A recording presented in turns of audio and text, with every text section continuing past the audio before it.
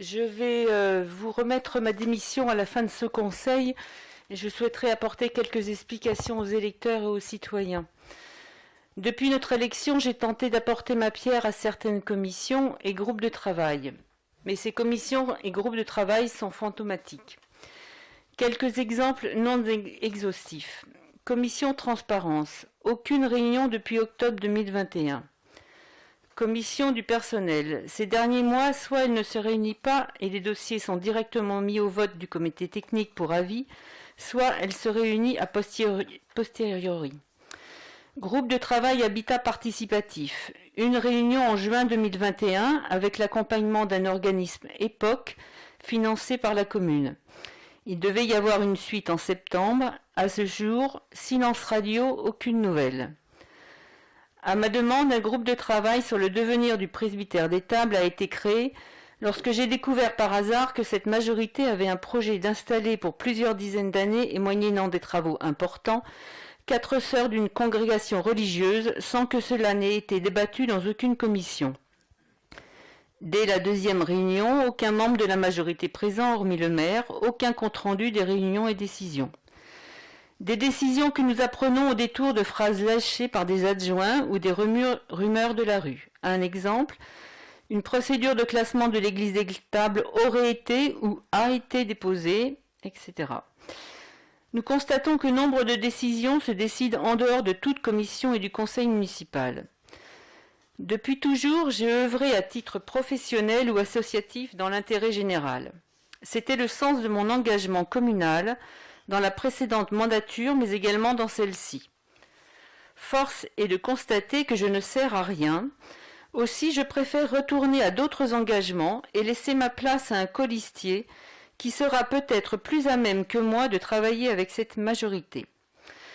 Je voudrais cependant terminer sur une note positive et dire à chaque citoyen combien l'expérience d'élu municipal peut être intéressante, combien il est possible à cet échelon de proximité, dans une commune aussi riche d'atouts que la nôtre, d'agir pour améliorer la qualité de vie de l'ensemble de la population, de faire rayonner notre commune à l'échelle de l'agglomération, de prendre sa place pour répondre aux enjeux de notre époque, et je pense notamment à celui du défi climatique. Pour peu que l'on s'engage avec une équipe soudée qui partage les mêmes valeurs et agit dans l'intérêt général.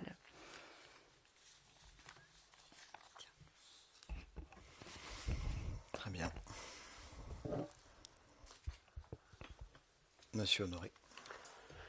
Oui, je me joins à Annick et je vais vous déposer également ma démission, monsieur le maire. Elle sera effective, tout comme Annick, à l'issue de ce conseil. Permettez-moi de citer quelques mots qui ne sont pas de moi, mais qui prennent un sens tout particulier actuellement dans notre commune. Je cite « C'est une fierté de pouvoir animer une équipe d'élus de toute sensibilité qui œuvrent sincèrement pour le territoire. Ils mettent leur expérience au service de l'intérêt commun. Cette collégialité dans la prise de décision et dans la capacité à pouvoir discuter les uns avec les autres est une véritable force. Il y a des débats, un sens du compromis toujours destiné à améliorer les choses. » Fin de la citation. Ces mots, malheureusement, ne sont pas les vôtres, monsieur le maire, mais ceux du président de l'agglo, monsieur Cardraon. Car ici, dans ce conseil, l'expérience n'est pas prise en compte. L'intérêt commun apporte peu. Ici, il n'y a pas de collégialité dans la prise de décision, ni de discussion ou de débat. Pas de sens du compromis. Par contre, oui, à l'agglo, cela existe. À l'agglo, l'opposition a voix au chapitre, et vous le savez, vous y êtes dans l'opposition.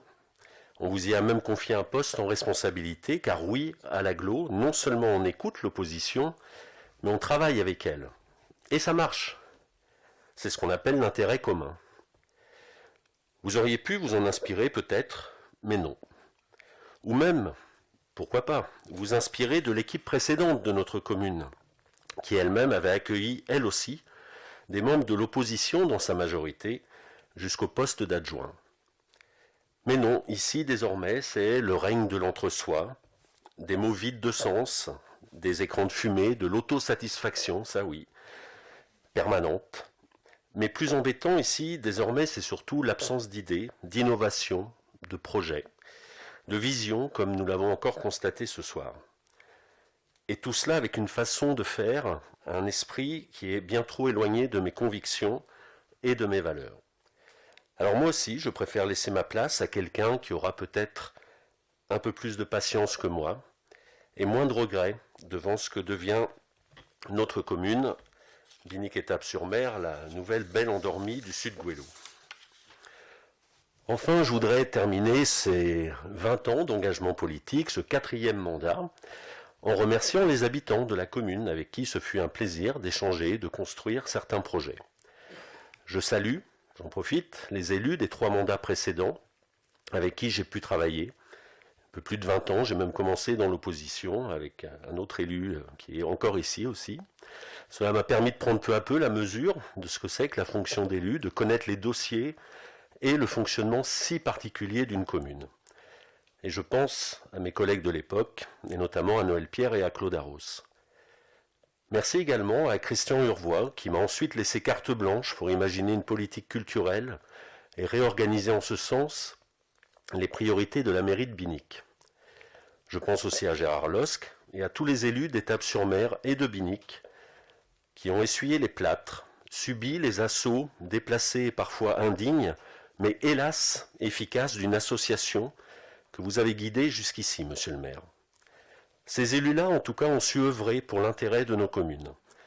Merci donc à tous ces élus qui sont aujourd'hui des amis pour bon nombre d'entre eux, quelle qu'ait été leur conviction. Eux savaient ce qu'était l'intérêt commun et eux savaient surtout comment construire des projets. Enfin, je terminerai par un immense merci auquel s'associe Annick, à ceux qui travaillent chaque jour dans et pour la commune. Je parle des agents. Je pense fort à ceux qui ont préféré partir depuis quelques mois, mais aussi à tous ceux qui sont encore là. Bonne chance également à ceux qui viennent d'arriver. Et bonne chance enfin à vous tous, mesdames et messieurs les élus. Vous travaillez dans une belle commune qui mérite tous nos efforts. Car je souhaite avant tout que vous réussissiez. Merci.